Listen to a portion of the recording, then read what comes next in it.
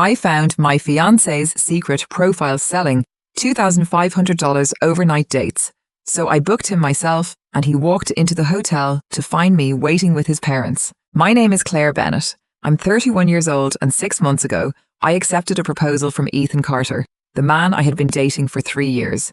Ethan was 28, and until the week of our engagement party, I had no serious reason to question whether the life we were planning together was real. He proposed at a restaurant we had loved since our first year together. His hands shook when he opened the ring box, and he laughed nervously before asking me to marry him. I said yes before he had completely finished the question. He cried, I cried, and that night he posted a photograph of us with the caption, "She said yes. Somehow I get forever with my best friend." For the next 6 months, we talked about venues, guest lists, our honeymoon, and eventually buying a house. Ethan liked expensive things more than I did, and occasionally complained that we should be doing better financially by our age, but I saw that as ambition. Nothing about our daily life made me think he was hiding another one. That changed because my printer stopped working. One evening, I needed to print a document for work, but my laptop kept freezing. Ethan was in the shower, so I asked if I could use his. "Go ahead," he called through the bathroom door. The document downloaded normally, but nothing came out of the printer. I opened the print queue and found several older files still sitting there. Invoices, a restaurant reservation, and a PDF labeled Elite Arrangements, Premium Membership Renewal. The name meant nothing to me. The charge underneath it did.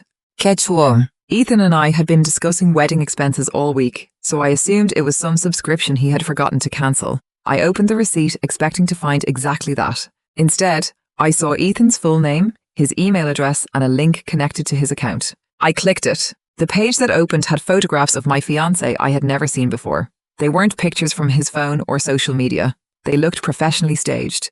In one, Ethan wore a fitted black suit in an expensive-looking hotel bar. In another, he stood on a balcony with his shirt partly unbuttoned. His profile described him as offering sophisticated and discreet companionship for accomplished women who value privacy, conversation, and unforgettable experiences. Then I saw the rates. Dinner, $800. Extended evening, $1,400. Overnight arrangement, $2,500. I stared at the screen, trying to make the information fit the man I had kissed goodbye that morning. My first thought was that somebody had stolen his photographs. It was the only explanation my brain was willing to accept, but the receipt was tied to Ethan's email and payment information. When I checked the renewal history, I found monthly charges going back more than a year. The account had existed before he proposed to me. I should have stopped there, but I needed to know whether it was still active. The browser history answered that almost immediately. Ethan had visited the site several times that week. There were conversations with women, completed appointments, and another meeting scheduled 3 days away. The messages were worse than the profile because there was nothing uncertain about them. Ethan discussed restaurants, hotel preferences, availability, and payment with the ease of someone who had done it many times before. There was no confusion, no hesitation, and no indication that this was something he had created and abandoned. Then I heard the shower shut off. I had only a few minutes. I took screenshots of the receipt, profile, rates, messages, and appointment history, and emailed everything to an account Ethan didn't know about. Then I closed the pages and returned the laptop to the screen I had been using. Ethan walked in less than a minute later, his hair still wet. "Did you get the printer working?" "Yeah, something was stuck in the queue." He leaned down, kissed the top of my head, and smiled. "Technology really does hate you." I managed a small laugh. That was the strangest part. He looked exactly the same. That night, Ethan fell asleep beside me within minutes. I lay awake with my phone under the blanket, looking at the screenshots and wondering how many times he had kissed me goodnight after meeting one of those women. By morning, I knew confronting him immediately would get me nowhere. If he had hidden this for more than a year, he had probably rehearsed excuses I hadn't even thought of yet. So the next afternoon, I created a new email address and registered an account on Elite Arrangements. I built a fake profile for a 42-year-old divorced finance executive named Victoria, who traveled often, had money, and valued discretion. Between membership and verification charges, it cost me almost $500 just to gain access to the parts of the site I needed. Once the account was approved, I searched for Ethan. His profile appeared immediately. That was when I found the reviews. One woman wrote that he had remembered her favorite wine from their previous meeting. Another called him attentive and discreet and said she had already booked him again. There were enough comments from enough different dates that I stopped counting. I closed the laptop and walked into the bathroom because I thought I might throw up. Until that moment, I had still been searching for a loophole. Maybe the profile was mostly fantasy. Maybe the messages never became meetings. Maybe there was some humiliating but survivable explanation. After reading the reviews, I couldn't keep telling myself there might be an innocent explanation. When I went back to the laptop, I noticed that verified users could request specific dates directly from Ethan's profile. That gave me an idea. It was extreme, and I knew it, but screenshots could still be explained away. If Ethan accepted a new appointment while engaged to me and actually showed up, there would be nothing left to debate. I sent him a request for Friday evening, dinner followed by private time at a hotel. My offer was $3,000. Friday was 2 days before our engagement party. Then I waited. Ethan responded 53 minutes later. Friday works for me. He confirmed a 7:30 p.m. meeting, suggested a hotel he knew and said he was looking forward to meeting Victoria. I read the message twice, then checked the time because I wanted to be certain. 53 minutes. From the bedroom, Ethan called. Claire, are you almost ready? We're going to be late. We were meeting friends for dinner. I locked my phone. Coming. Less than an hour later, I was sitting beside him in a restaurant while he joked about our engagement party and complained that his mother would probably take 100 pictures. At one point, he put his hand on my knee under the table and asked whether I was okay because I seemed quiet. Just tired, I said. He squeezed my hand. This wedding stuff is getting to you. I looked at him and almost asked how he could do it, how he could sit there talking about our wedding after accepting $3,000 from a woman he thought he would meet 2 nights later. Instead, I smiled. Maybe. Ethan thought Friday would be another appointment. I had no idea I was Victoria, and he had no idea who else I planned to have waiting in that hotel room. For the rest of that day, I kept debating whether involving his parents was too far. Richard and Diane Carter had always treated me like family. They were helping with the engagement party and had already offered to contribute toward the wedding. More importantly, Ethan was close to them. If I ended the engagement alone, I knew exactly where he would go afterward, and after seeing how easily he lied to me, I didn't trust him to tell them why. On Wednesday afternoon, I called Richard. Can you and Diane meet me tomorrow? Sure, wedding emergency. Not exactly. There's something I need to show you. His tone changed. Is Ethan okay? He's fine. I'd rather explain in person. We met Thursday evening at a coffee shop near their house. Diane arrived carrying a folder of catering notes because she still thought I wanted to discuss the engagement party. Richard sat down smiling. All right, what crisis are we fixing? This isn't about the party. I put my phone on the table. I found something on Ethan's laptop. I explained the printer problem first because I wanted them to understand that I hadn't gone looking for anything. Then I showed them the receipt. After that, the profile. Then the rates. Diane stared at the screen. Is that Ethan? Yes. Richard took the phone and scrolled more slowly. His face changed when he reached the appointment history. How long? The membership goes back more than a year. Diane looked at me. Before the engagement? I nodded. She covered her mouth. I showed them a few of the reviews and enough of the messages to make the situation clear. Richard didn't say anything for almost a minute. Finally, he asked, Does he know you found this? No. What are you going to do? I already did something. Both of them looked at me. I booked him. Diane frowned. Booked him? I made an account and contacted him as a client. I offered him $3,000 for Friday night. Richard stared at me. Tomorrow? Yes. And he accepted. I showed him the message. Diane started crying. Richard reached across the table and took her hand. Then he looked at me. What do you need from us? I want you there. At the hotel? Yes. Diane looked shaken. Claire, I know how this sounds, but if he doesn't come, I have my answer. If he does, I don't want this turning into my word against his afterward. Richard looked at his wife. Diane wiped her eyes and nodded once. We'll be there. Friday afternoon, I booked the hotel room myself. I checked in shortly after 6 and sent the room number to Ethan through Victoria's account. Richard and Diane arrived at 6:45. The wait was worse than I expected. Diane paced near the window for a while, then sat on the edge of the bed. Richard stayed near the desk, barely speaking. I checked my phone so often that eventually I forced myself to put it face down. At 7:20, it vibrated. A new message from Ethan. Just arrived, I'll be upstairs in a few minutes. I showed his parents. Richard read it and handed the phone back without saying anything. Diane sat down. For the next 8 minutes, every sound in the hallway made my stomach tighten. At 7:28, someone knocked. Nobody moved at first. Then I stood up and opened the door. Ethan was standing in the hallway wearing the fitted black suit I had bought him for his birthday. His hair was styled and he was wearing the cologne he usually saved for weddings, anniversaries, and expensive dinners. He smiled automatically when he saw me. Claire! Then the smile faded. His eyes moved past my shoulder. Diane was sitting on the bed. Richard stood behind her. Ethan looked back at me. What is this? Come inside. Why are my parents here? Come inside, Ethan. He stayed in the doorway. I don't understand. You came here to meet Victoria. Something changed in his face. I held up my phone with the fake account open. I'm Victoria. He stopped talking. I sent the request. I offered you $3,000. You accepted. His eyes moved between me and his parents. This is insane. Then tell us why you're here. I can explain, but not like this. Richard finally spoke. She didn't make you come here. Ethan looked at his father, then stepped into the room. I closed the door. For a second, I thought he might apologize. Instead, he said, You went through my computer. Diane stared at him. Ethan. What? She did? No, I said. I borrowed your laptop to print something. Your membership receipt was sitting in the queue. And then you started digging through my private life. I found out my fiancé was charging women $2,500 for overnight dates. What did you expect me to do? You don't even understand what the site is. Then explain it. Ha rubbed his face. It's companionship. I opened his profile. $800 for dinner. Yes. $1,400 for an extended evening? Han hesitated. It depends. And $2,500 overnight? That doesn't automatically mean sex. I didn't argue. I opened one of the reviews instead. This woman said she booked you again after spending the night with you. You replied that you couldn't wait to see her. His jaw tightened. I don't control what people write, but you control what you reply. Hein looked at his father. She's taking everything in the worst possible way. Richard's voice stayed calm. Then, tell me the good version. Ethan had no answer. Diane wiped her face. How long have you been doing this? I've gone to dinners, events, that's it. I looked at him. But then why did you come here tonight? To meet a client.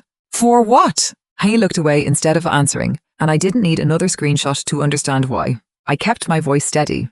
We got engaged 6 months ago. Your account was already active, and you kept taking appointments after you put a ring on my finger. Just tell the truth. Ethan sat down in the desk chair. For the first time since he walked in, some of the fight left his face. You don't understand the pressure I've been under. What pressure? Money. I almost thought I had misheard him. The wedding, the honeymoon, everything we keep talking about. It all costs money. We can afford our life. You can afford the life you're okay with. What does that mean? You're fine with normal, Claire. A normal apartment, a normal wedding, 1 vacation a year. I don't want to spend my whole life saying maybe next year. Diane stared at him. We offered to help with the wedding. This isn't just about the wedding.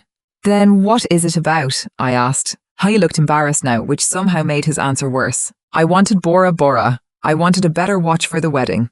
I wanted to stay somewhere incredible without checking the price of everything. I stared at him. You were meeting women behind my back because you wanted a nicer honeymoon and a watch? Don't make it sound that stupid. Richard stood up. How should she make it sound? Ethan looked at him sharply. It was transactional. It wasn't emotional. I felt something in me go still. You think that helps? I didn't love them. That's not the point. It should count for something. No, you knew exactly what this would mean to me. That's why you hid it. Ethan looked at me. It's my body. Yes, it is. That answer seemed to surprise him. You can do whatever you want with your body, Ethan, but you don't get to decide for me that we're in a relationship where this is okay. I looked down. If I told you, you would have left. Exactly. Nobody spoke. There was nothing else to explain. I reached for my engagement ring and pulled it off. Ethan looked up immediately. Claire, don't. I placed the ring on the desk. We're done. Come on, we can talk about this. We've been talking. You're throwing away 3 years. No, I'm refusing to marry you after finding out what you've been doing during them. You're angry. Of course I'm angry. Then don't make a permanent decision tonight. I looked at the suit, the styled hair, and the phone still in his hand. You came here for Victoria tonight. I'm making the decision tonight. He turned toward his parents, but neither of them stepped in. Diane asked quietly, How could you propose to her while this was going on? Ethan's frustration came back. You're all acting like I committed a crime. I didn't say you committed a crime, I said. I said I'm not marrying you. His face hardened. You're doing this because you're insecure. That was the moment I stopped wondering whether there was anything left to save. Richard picked up Ethan's coat and held it out. We're leaving. Ethan ignored him and looked at me. You'll regret doing this. I might regret a lot of things. Marrying you after tonight won't be one of them. Hein took the coat from his father and walked out. Richard followed him. Diane stopped at the door and hugged me. I'm sorry. You don't have to apologize. When they were gone, I sat on the edge of the bed and stared at the ring on the desk. 2 days later, our families were supposed to gather for our engagement party. Instead, I put the ring in my bag, checked out of the hotel, and went home to pack Ethan's things. Richard called the next morning to tell me the engagement party had been cancelled. Then his voice changed. "There's something else you should know." "What?" "Ethan is already telling people you set him up because you're controlling." I closed my eyes. "What exactly is he saying?" "That you went through his computer, made a fake account, and embarrassed him in front of us. He says the site was business and you turned it into something sexual because you're jealous." Of course, he had left out the reviews, the overnight rates, and the reason he had shown up at the hotel. Richard continued, "Diane and I aren't going along with that." "Thank you. We were there, Claire." That afternoon, Ethan came to the apartment with his best friend Marcus. Han used his key and stopped when he saw several boxes already packed. "You're seriously packing my stuff? The engagement is over. We need to separate everything. You don't get to decide I suddenly don't live here. The lease is in my name, but I'm not putting your things outside or changing the locks while you still have access. We'll handle it properly. For now, text me before you come over." Ethan laughed. "Listen to yourself. This is exactly what I mean." Marcus looked between us. "What exactly happened at the hotel?" Ethan turned toward him. "Not now." I realized immediately that Marcus had not been told the whole story. "You told him I just threw you out?" "I told him enough." Marcus frowned. "Enough about what?" I looked at Ethan. "Do you want to tell him about the profile, or should I?" Ethan's expression tightened. Marcus looked at him. "What profile?" "It was a companionship site. 4 women who paid you." "It's complicated." Marcus stared at him. "Were you doing that while you were engaged?" Ethan didn't answer quickly enough. Marcus let out a breath. "Jesus, man. It wasn't like that." I almost laughed because I had heard the phrase too many times already. Ethan turned back to me. "None of those women mattered. I was going to marry you. If they meant nothing, why hide them?" "Because I knew you'd judge me." "No, you knew I'd leave." Hen had no answer. Marcus rubbed the back of his neck. "You left out a pretty important part of this. I brought you here to help me move. I came because you said she was spying on you and kicking you out." Ethan snapped.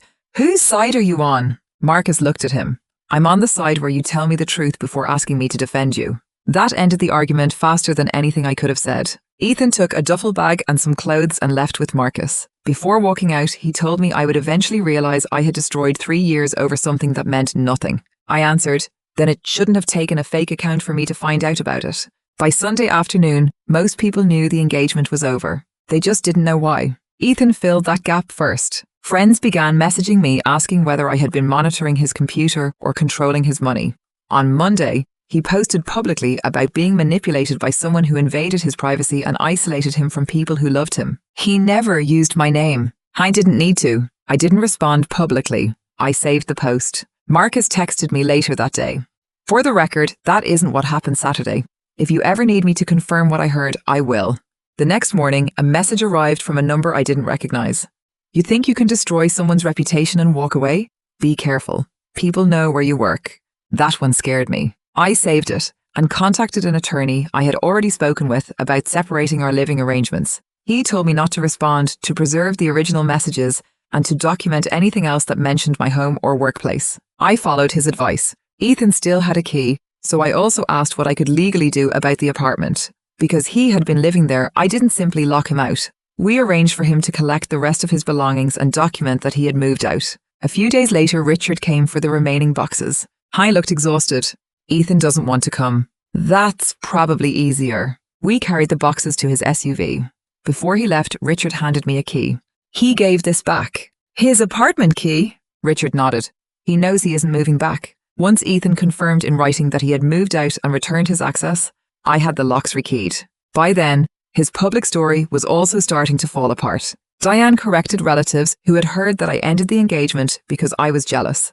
Richard refused to support Ethan's claim that I had invented the hotel situation. Marcus wouldn't back him up either. The harder Ethan pushed the story that I was controlling, the more people asked why his own parents and best friend weren't defending him. Eventually, he stopped posting. About 3 weeks after the hotel, an email appeared in my inbox. The subject line was simple.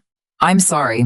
For the first few paragraphs, Ethan sounded like the man I had been waiting to hear from. He admitted the account was wrong. He said the money and attention had become addictive and that being wanted by wealthy women made him feel successful. He even admitted that blaming me after the breakup had been easier than admitting what he had done. Then I reached the end.